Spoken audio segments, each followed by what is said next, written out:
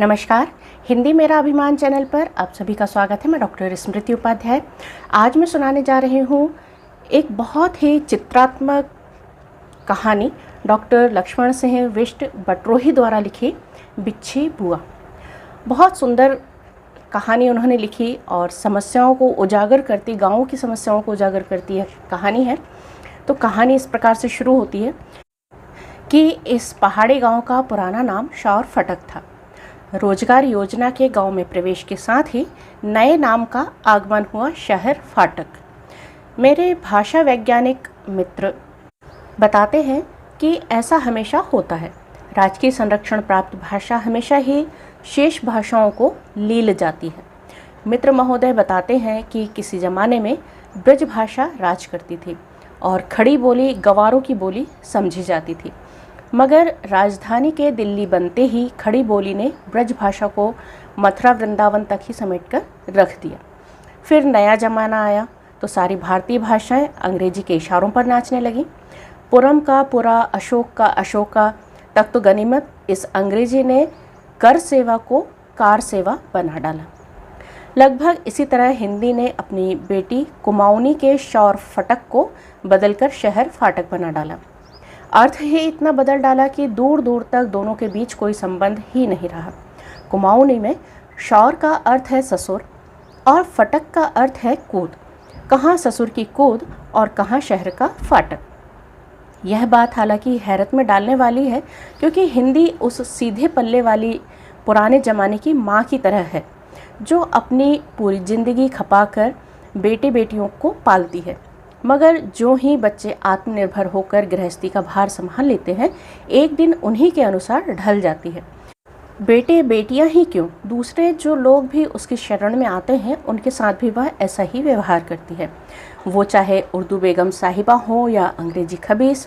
इसलिए लगता है कि शौर फटक से शहर फाटक का यह परिवर्तन हिंदी की नहीं किसी और की ही कारस्तानी होनी चाहिए।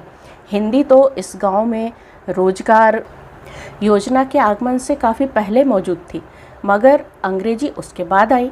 पहले यहाँ प्राइमरी पाठशालाएं होती थीं, अब गांव-गांव में कुकुरमुत्तों की तरह कॉन्वेंट उगाए हैं। पहले अंग्रेजी कक्षा 6 से पढ़ाई जाती थी, अब अंग्रेजी तो नर्सरी से पढ़ाई जाती है, मगर संस्कृत हिंदी की पढ़ाई कक्षा 6 से वैकल्पिक कर दी गई है। पहले कक्षा 2 तक शिक्षा का माध्यम कुमाऊनी और फिर हिंदी होता था, अब शुरू से ही माध्यम अंग्रेजी बन गया है। अतः जब हिंदी है ही नहीं तो शहर फाटक शब्द हिंदी का कैसे हो जाएगा। जैसे जवाहरलाल हिंदी का शब्द है और मदर टेरेसा अंग्रेजी का, लेकिन अपनी अपनी भाषाओं में इन दोनों शब्दों के अर्थ नहीं है। लानत है इन भाषा पंडितों पर, शब्द एक भाषा का बनाते हैं और अर्थ रखते हैं दूसरी भाषा में। यह कहानी जिस बिच्छी बुआ की है उसका अतीत शौर फटक है और वर्तमान शहर फाटक। अतः इन शब्दों का अर्थ पूछने के लिए पंडितों के पास जाने के बजाय बिच्छी बुआ के बारे में जान ले तो हमें सहज ही पता लग जाएगा कि शहर फाटक हिंदी का शब्द है या अंग्रेजी का। कहानी आगे बढ़ती है। 35,000 वर्ष पहले की बात है। एक पहाड़ी गांव था शौर फटक, जिसमें बिच्छी बुआ रहती थी। पूरा नाम ज्ञात नहीं है, हो सकता है कि उसका नाम चुली देवी हो या यान्या दुर्बल काया वेला से हो, बृंद विष्ट हो या वाटिका जोशी, बिजली अग्रवाल हो या बीना यादव। उसका नाम बॉबी स्मिथ भी हो सकता है और बेनजीर अहमद भी, बलविंदर कौर भी हो सकता है और वहनिला देवाशीष भी। निहायत टिपिकल पहाड़ी औरत है बिच्छी बुआ। उम्र 35 वर्ष, कद 4 फुट 10 इंच, मध्यम शरीर, एक आम पहाड़ी औरत की तरह दबी हुई नाक और उठा उभरा माथा, तराशी हुई गर्दन। 35 साल में 35,000 वर्षों से चली आ रही पहाड़ी औरत का जीवन जी चुकी है और पहाड़ की इस औरत का बिंब सहज ही उसकी आंखों में देखा जा सकता है। अतः किताबी शिक्षा तो शून्य है, लेकिन जीवन की शिक्षा 35,000 वर्ष। बिच्छी बुआ आजकल आमरण अनशन पर बैठी हैं। आज ही जिलाधिकारी से उनकी बातें हुई थीं। जिलाधिकारी अंग्रेजी में बोल रहे थे और वह कुमाऊनी में, इसलिए दोनों एक दूसरे की भाषा नहीं समझ पा रहे थे। जिलाधिकारी अपनी बातों को अनेक तरह के मुहावरों द्वारा पेश करने की कोशिश कर रहे थे, लेकिन फिर भी अपनी बात नहीं समझा पा रहे थे। बिच्छी बुआ बार बार अपने बचपन से लेकर अभी तक की लंबी दास्तान सुना रही थी, जो पूरी होने में ही नहीं आ रही थी। बिच्छी बुआ के इस लंबे आत्मालाप को सुनने की फुर्सत तो जिलाधिकारी को भी नहीं थी। फिर भी वह जो कुछ कह रही थी उसका निचोड़ इस प्रकार था। बिच्छी बुआ जब 5 वर्ष की थी तभी से वह मुंह अंधेरे उठ जाती थी। भिनसार चिड़िया की पहली कूक जाने कैसे उसे देखते हुए भी सुनाई देती। भिनसार का अर्थ है सूर्योदय के पूर्व जब थोड़ा अंधेरा सा छाया रहता है, उसे भिनसार कहा जाता है। और वह बिना कोई देर किए सपने को धकेल कर मिट्टी लिए फर्श पर उठकर बैठ जाती। बचपन में उसे मोटे गाढ़े का एक फ्रॉक पहनाया गया था, जिसे वह दिन में पहनती और रात को ओढ़ती। बड़े होने पर यह फ्रॉक घाघरा आंगड़ा बन गया और रंग हरे से नीला हो गया। कपड़ा वही गाढ़ा रहा और काम भी यही रहा, दिन में पहनना, रात को ओढ़ना। भोर के घलोटे में या किसी दोई मोटी बाल्टी में दूध दुहकर 2 मंजिले के पिछवाड़े रसोई में दूध की कढ़ाई में उड़ीलती तो बाहर निकलने तक पूर्वी क्षितिज गुलाबी से नारंगी और नारंगी से लाल हो चुका होता। क्षितिज के रंगों में तेज गति से आने वाला यह परिवर्तन सिर्फ बिच्छी बुआ ही देख सकती थी। 5 वर्ष की उम्र में ही रंगों की यह विशिष्ट छवि उसकी आंखों में इतनी बस गई कि बिच्छी बुआ बिना देखे बता सकती थी कि इस वक्त क्षितिज का रंग कैसा होगा। जितनी तेज गति से क्षितिज के रंग बदलते थे, उतनी ही तेज गति से बिच्छी बुआ भी बच्ची से किशोरी, किशोरी से युवती, युवती से प्रौढ़ा और प्रौढ़ा से वृद्धा हो जाती। पानी की गगरी लेकर गांव के दक्षिण पार्श्व पर स्थित नौले यानी कि पोखर पर जाती बिच्छी बुआ। नौले की मुंडेर पर गगरी रखकर कौवे की तरह नहा लेती और उसी गति से उड़कर बैठते हुए पक्षी के पंखों की तरह कपड़े पहन गगरी सिर पर रखकर जब घर वापस लौटती तब तक उजाले में खासी ठसक आ चुकी होती। चूल्हे में आग जलाकर दूध उबालना, परिवार के सारे मर्दों को दूध देना, जो कि रोजगार योजना आने के बाद दूध का स्थान चाय ने ले लिया। बच्चों को सुबह की रोटी खिलाना, दूध मुहे बच्चों को दूध पिलाकर टोकरी में रखकर बाहर धूप में सुला देना और फिर दराती कमर में खोसकर रस्सी सिर पर संभाले हुए जंगल की ओर निकल जाना। गांव से जंगल की सीमा तक में नहीं, मन में भगनोले, न्योली, बैर और चांचरी गुनगुनाना। जंगल शुरू होते ही जोर जोर से नाचते गाते हुए उन्हें वृक्षों शिखरों को सुनाना उनका रोज का काम था। विवाह के दूसरे ही दिन शहर चले गए पति की नराई यानी कि याद में आंसू बहाती बिच्छी बुआ के देवर ससुर द्वारा ही आंसू पोंछ दिए जाते, तो किसी आधी रात को मुंह में कपड़ा ठूंस कर दोनों हाथों को मोटी रस्सी से बांधकर खींचता हुआ ससुर मीलों लंबे ऊबड़ खाबड़ ऊंचे नीचे रास्तों में बिच्छी बुआ की घुटी घुटी चीखों के टुकड़े छिटकाता हुआ चला जाता था और भोर का उजाला होने से पहले काली हत्यारी शिला से अकेले लौटकर बिस्तरे पर चैन की नींद सो जाता। हत्यारी शिला से लौटते हुए ससुर अपनी बहू के उल्टी दिशा की ओर बने पद चिन्हों को अपने पांवों से मिटा देता। इस तरह उल्टी और सीधी दिशा में केवल ससुर के ही 2 पांव के निशान बचे रह जाते। दूसरे दिन बहू की अनुपस्थिति में शोर मचता, मगर वास्तविकता जानते हुए भी लोग बहू को जंगल, नदी और खेतों में खोजने लगते। शाम होते होते ससुर तक समाचार पहुंचा दिया जाता कि बहू ने हत्यारी शिला से कूदकर आत्महत्या कर ली है। वहां पर से तो शव को लाया जाना संभव नहीं होता, इसलिए गांव की शेष बहुएं हफ्तों तक अपने मन में वहां मंडरा रहे चील कौओं से घिरी अपने देह को नुचवाते हुए देखती हुई खेतों के किसी मोड़ पर आंसुओं की धारा बहाती रहती। अपनी ही मौत को कई कई बार अपनी आंखों से देखना, यह अनुभव भी केवल बिच्छी बुआ को है। शरीर का शव में बदलना और शव को अपनी ही आंखों से चील कौओं द्वारा नोचे देखना कई कई बार। बिच्छी बुआ ने इसीलिए इस हत्यारी शिला का नाम रखा शौर फटक, अर्थात ससुर की कूद, यानी ससुर के आदेश पर मारी जाने वाली बहुओं की कूद। यही शौर फटक अब शहर फाटक हो गया था। शहर का प्रवेश द्वार। इसी शहर के फाटक से होते हुए रोजगार योजना आई थी, उर्दू बेगम साहिबा आई थीं और आया था अंग्रेजी खबीस, जिसने आते ही सब कुछ अपने कब्जे में कर लिया था। जंगल से लौटते लौटते दोपहर का सूरज बिच्छी बुआ के एकदम सिर के ऊपर होता हुसैन के चित्रों की तरह। घास का गट्ठा, गोढ़ के किनारे खेत पेड़ के नीचे पटकती और कमर से दराती निकालकर उसे छत की मुंडेर पर खोस देती। वहाँ बने चिड़ियों के घोंसले में चिचिया रहे नवजात चूजों पर एक नज़र डालती और खाने के जुगत में जुट जाती।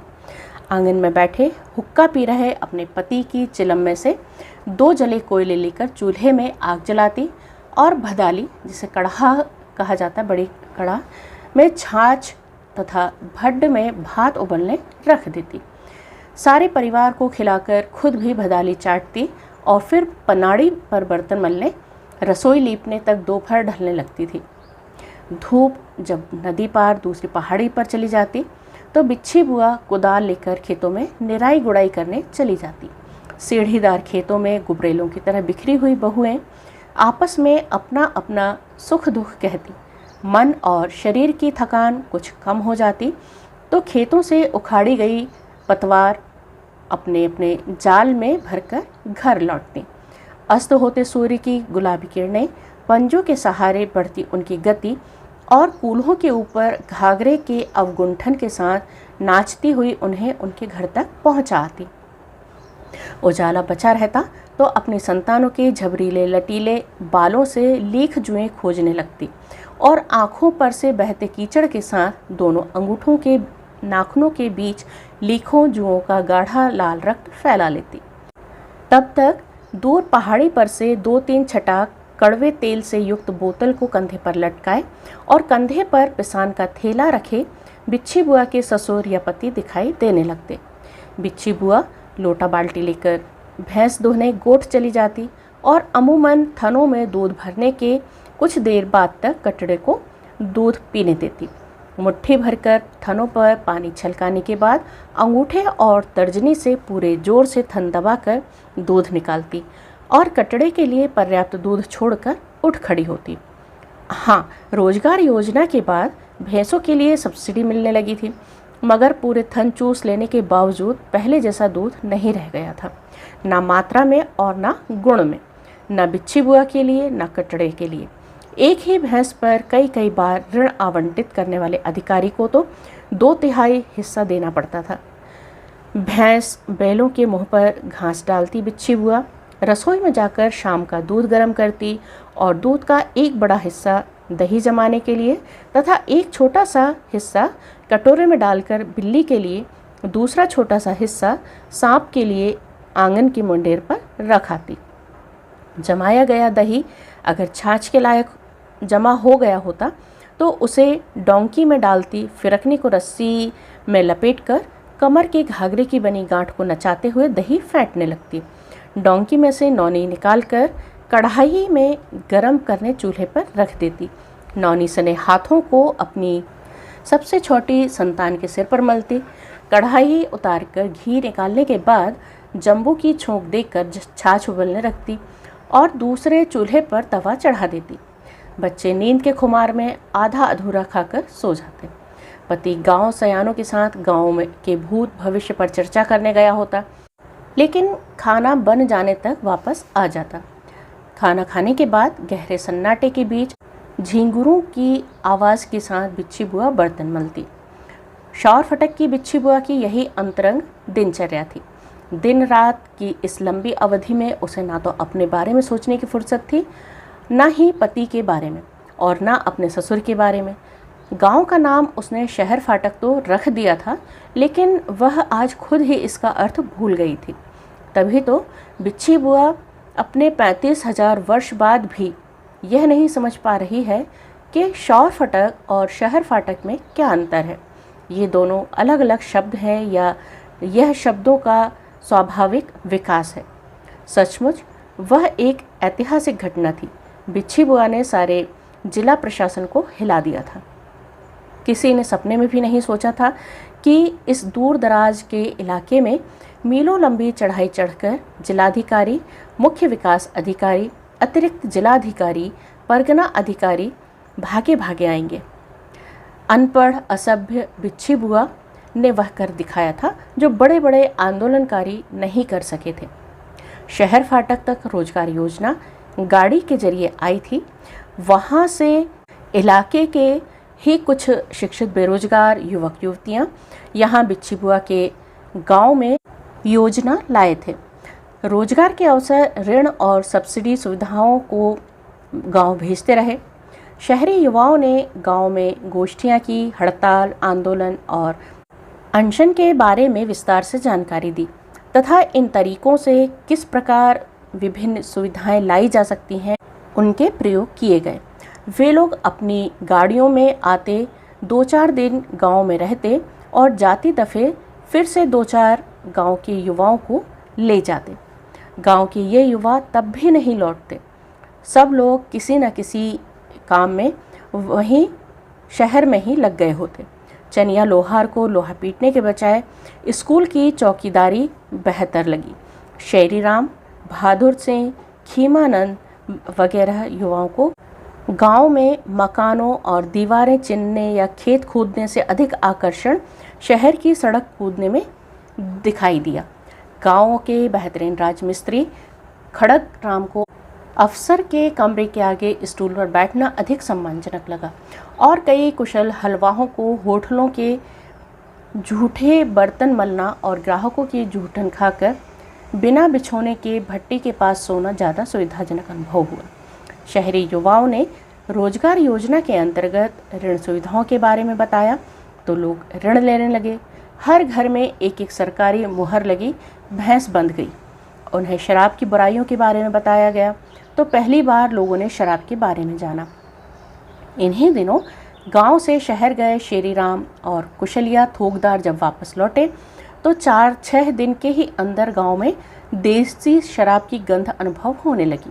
शहरी युवा जितना ही शराब के दुर्गुणों और स्वच्छ पर्यावरण की बात करते, उसे अनुपात में शराब के बारे में रुचि बढ़ती दिखाई देने लगी। और फिर कुछ ही दिनों के बाद नेहरू रोजगार योजना के परिणाम बड़े विचित्र रूप में सामने आने लगे। एक ही भैंस पर 2-3 बार ऋण लिया जाने लगा। स्कूलों के लिए स्वीकृत ऑपरेशन ब्लैक बोर्ड का अनुदान शराब भट्टी में जाने लगा और टेलीविज़न के प्रणय दृश्यों के बिंब नदी किनारों, खेतों, पगडंडियों और चारागाहों में दिखाई देने लगे। परिणाम स्वरूप कुछ ही वर्षों में लोग या तो तेजी से बढ़ाने लगे या शहर की ओर भागने लगे। सारा गांव औरतों, बच्चों और अपंग बूढ़ों की सराय सा दिखाई देने लगा। हत्यारी शिला पर बहू को ले जाने वाले ससुर भी नहीं रहे।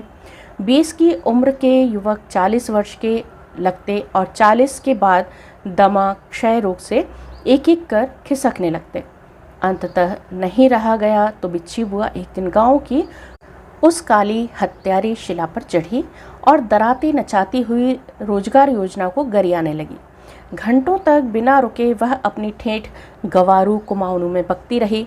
नाश हो जाए रोजगार का, दरवाजे ढके रह जाएं, कोई गुसाई ना रह जाए, घुटने टूट जाएं, इसके चढ़ाई चढ़ने लायक ही न रहे पाँव उसके, जिसके सनीमा तस्वीर की लड़कियों के कपड़े उतार दिए हैं, कि जिसको देखकर लड़के लड़कियों ने अपने सारे काम छोड़ दिए हैं। ऐसा तो हमारे ज़माने में ब्याह कर आने के बाद भी नहीं होता था। हमारी गाय भैंसें भूखी मार डाली हैं। हल की मूठ को हाथ देने वाले और दराती कुदाल पीटने वाले हमसे छीन लिए हैं। भगवान करे इस रोजगार को हमारे शेर जीव फटक लगा दें। इस रोजगार के पालने वाले को इंद्र भगवान बहा ले जाएं अपने साथ। लगता था कि जैसे आज बिच्छी बुआ सचमुच पगला गई हैं। शहरी युवा उस दिन गांव में ही थे। उन लोगों ने बिच्छी बुआ को हत्यारी शिला से नीचे उतारा और गांव के प्राइमरी स्कूल के कमरे में बैठाकर उसे फूलों की माला पहना दी। बिच्छी बुआ के दोनों ओर 3-4 शहरी युवक और युवतियां भी माला पहनकर बैठ गए। यह संकल्प लिया गया कि जब तक सरकार खुद आकर बिच्छी बुआ से माफ़ी नहीं मांगेगी, वे लोग खाना न खाएंगे, न पानी पिएंगे। आमरण अनशन जारी रहेगा। जो शहरी युवा अनशन पर नहीं बैठे थे, वे दूसरे ही दिन जिला मुख्यालय गए और वहां से लौटते हुए अपने साथ जिला प्रशासन को लेते आए।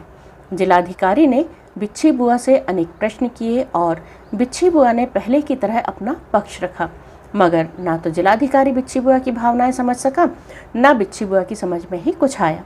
वह भावावेश में इतनी ठेठ कुमाऊनी बोल रही थी कि मैदानों से आया जिला प्रशासन तो क्या, शहरी युवा भी जो बिच्छी बुआ के गांव के ही प्रवासी थे, उसकी भाषा नहीं समझ सके। जिलाधिकारी ने युवाओं से बिच्छी बुआ की बातों का अंग्रेजी में अनुवाद सुनाने के लिए कहा, मगर वे क्या अनुवाद करते, फिर भी कुछ ना कुछ उल्टा सीधा तो बता ही दिया उन्होंने। और जब बिच्छी बुआ ने मन भरकर गाली दे दी, जी भरकर रो लिया, तो मूर्छित होकर वहीं जमीन पर गिर पड़ी। जिलाधिकारी ने बिच्छी बुआ को संतरे का रस पिलाया और अपने साथ लाए एक कुशल डॉक्टर के परीक्षण के बाद ससम्मान उसके घर भेजकर शीघ्र ही उसकी समस्याओं को लेकर एक श्वेत पत्र जारी करने का आश्वासन गया। शहरी युवा बिच्छी बुआ की जय के नारे लगाते हुए जिला प्रशासन के साथ ही वापस शहर चले गए। गांव के युवा अभी भी शहर जा रहे हैं और अभी भी उनमें से कोई वापस नहीं आता। गांव में बचे हुए लोगों को बचपन में ही बूढ़ा बनाने के लिए अभी भी शराब बनती है। अलबत्ता शहरी युवा अब गांव में नहीं आते। शहर फाटक की समस्याओं के विशेषज्ञ के रूप में वे लोग जिला प्रशासन को श्वेत पत्र तैयार करने में मदद देते हैं। बिच्छी बुआ पर श्वेत पत्र तैयार करने के लिए पहाड़ी विकास मंत्रालय ने कई करोड़ रुपयों का एक महत्वाकांक्षी प्रोजेक्ट स्वीकार किया है, जिस पर युद्ध स्तर पर कार्य चल रहा है। मुख्यमंत्री के स्पष्ट आदेश हैं कि अगर 6 महीने के अंदर रिपोर्ट पेश नहीं की गई तो इसके लिए जिलाधिकारी को दंडित किया जाएगा। तो ये तो एक बहुत सुंदर कहानी डॉक्टर लक्ष्मण सिंह बिष्ट बटरोही द्वारा लिखी गई। अब हम बिच्छी बुआ की चारित्रिक विशेषता के बारे में हम बात करते हैं। तो बिच्छी बुआ, जैसा कि कहानी के शीर्षक से स्पष्ट होता है, कहानी की मूल पात्र 35 वर्षीय अनपढ़ पहाड़ी महिला है जो कि बिच्छी बुआ स्वयं है। उनकी चारित्रिक विशेषताओं की अगर हम बात करें तो बिच्छी बुआ एक ग्रामीण तथा पहाड़ी क्षेत्र की महिला है। उसी के अनुसार उसका स्वभाव भी है। उसकी उम्र तो केवल 35 वर्ष है, लेकिन वह दुनियादारी का बहुत ज़्यादा अनुभव ले चुकी है। तभी तो उसके बारे में कहा गया है कि वह पहाड़ी औरत का 35,000 वर्षों का जीवन जी चुकी है। अपने कर्तव्यों के प्रति वह पूर्णतः भिज्ञ है एवं उन्हें पूरी तरह निभा रही हैं। अपने घर परिवार के सारे कार्यों को वह पूरी निष्ठा के साथ पूरा कर रही हैं। बिच्छी बुआ के अंदर एक चंचल लड़की भी छिपी हुई है। तभी तो जंगल जाते समय पहले तो धीरे धीरे गुनगुनाना, पर जंगल शुरू होते ही जोर जोर से नाचने गाने लगती। खेतों में काम करते समय गांव की अन्य बहुओं के साथ अपने सुख दुख की बातें करना, पशु पक्षियों के प्रति प्रेम की भावना रखना, गांव एवं समाज की अच्छाई तथा बुराई के प्रति जागरूक होना। तभी तो रोजगार योजना के परिणाम में गांव में फैलती बुराइयों जैसे शराब का बढ़ता प्रचलन, युवाओं का शहरों की ओर पलायन, युवक युवतियों में नए फैशनेबल परिधानों का बढ़ता चलन आदि के खिलाफ खुलकर सामने आई और गालियां देने लगी। इस कहानी में परंपरा और आधुनिकता का संघर्ष विद्यमान है। देखें कैसे। बिच्छी बुआ कहानी एक पहाड़ी गांव शौर फाटक, जो आधुनिक शहर फाटक की कहानी है, जो अपने मूल स्वरूप में तो परंपरागत है, पर नेहरू रोजगार योजना के माध्यम से वहां आधुनिकता ने भी अपनी दस्तक दे दी है। गांव का पारंपरिक नाम शौर फाटक यानी कि श्वसुर की कूद, पर उसे शहर फाटक यानी शहर का प्रवेश द्वार कहा जाने लगा है। पहले प्राथमिक पाठशालाएं थीं, पर अब कुकुरमुत्तों की तरह कॉन्वेंट उगाए हैं। पहले अंग्रेजी कक्षा 6 से पढ़ाई जाती थी, पर अब नर्सरी से पढ़ाई जाती है। लेकिन संस्कृत हिंदी की पढ़ाई कक्षा 6 से वैकल्पिक कर दी गई। बिच्छी बुआ के पति एवं ससुर शाम को काम से थके होने पर अपनी थकान मिटाने के लिए मालिश करने हेतु कड़वे तेल की बोतल लेकर आते थे, जिसका स्थान बाद में शराब की बोतलों ने ले लिया। नेहरू रोजगार योजना के द्वारा गांव में ऋण, सब्सिडी, हरित क्रांति, पर्यावरण परिवार नियोजन, शराबबंदी, लघु उद्योग जैसी जानकारी एवं सुविधाएं सामने आईं तो परंपरागत साफ सुथरे ग्रामीण समाज के लोग शराब की जानकारी पाकर शराब का सेवन करने लगे। टीवी तथा सिनेमा का युवक युवतियों पर बुरा प्रभाव पड़ने लगा। गांव के गरीब मेहनतकश मजदूर जो गांव में अपना स्वयं का काम काज करते थे, वे शहर में चपरासी, चौकीदार, होटल में बर्तन मांजना जैसे काम करना पसंद करने लगे। इस तरह से बिच्छी बुआ कहानी में परंपरागत तथा आधुनिकता का संघर्ष देखने को मिलता है। इस कहानी में कुछ मुहावरे प्रयुक्त किए गए हैं। वो इस प्रकार हैं कि लील जाना, समेट कर रख देना, इशारों पर नाचना, कारस्तानी करना, कुकुरमुत्तों की तरह उगना, सुख दुख कहना, दरवाजे ढके रह जाना, पगला जाना, मन भरकर गाली देना, जी भरकर रोना। तो इस प्रकार हमने बहुत ही सुंदर कहानी हमने पढ़ी। अगले वीडियो में हम फिर मिलेंगे किसी अन्य विषय के साथ। तब तक अपना ध्यान रखिए, स्वस्थ रहिए।